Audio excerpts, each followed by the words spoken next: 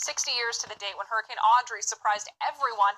And speaking of rapid intensification, this storm rapidly intensified overnight, made landfall near Cameron, Louisiana. Now, between the hurricane force winds and surge in such a storm surge vulnerable place, the damage from Audrey was truly catastrophic. Audrey, actually, a timeless example of something that meteorologists still lose sleep over, Dr. Knabb.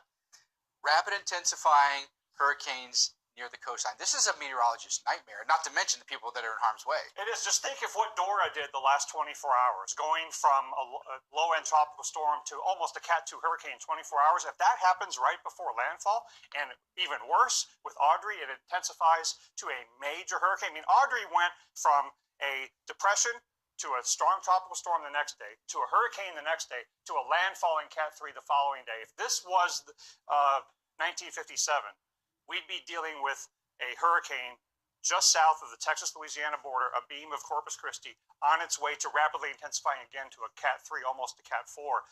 Fortunately, with satellites now, and with a more robust ability to forecast storm surge, and emergency managers a lot more tuned in to what meteorologists are saying to support their decisions, I would be optimistic, I think, and justifiably so, in saying what happened in Audrey wouldn't happen again if it happened today.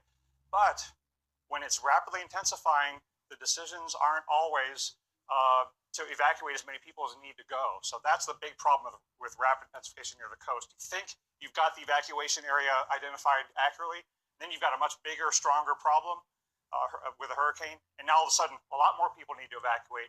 Can you get them out quickly enough? So we always have to plan for a category higher than what we're forecasting, at least. Right. It's got to be a challenge, and something that there's still being so many questions as to what could lead to that rapid intensification. And when we talk about an area like the Gulf Coast where it's so surge prone, it really is a worst case scenario for folks there. It is, and that's why forecasters at the Hurricane Center for years have been working on this rapid intensification index that's leveraging some of the data from the new GOES-16 satellite, trying to get a little more accurate at forecasting rapid intensification. They're hungry and they're invasive, and now these crazy worms are spreading to the Midwest. Sure, they look harmless in photos, but a press release posted on the University of Wisconsin-Madison's website begs to differ. The voracious, numerous, and mysterious Asian crazy worm has emerged for the first time in the state, though they have been found in the southeast and eastern seaboard previously.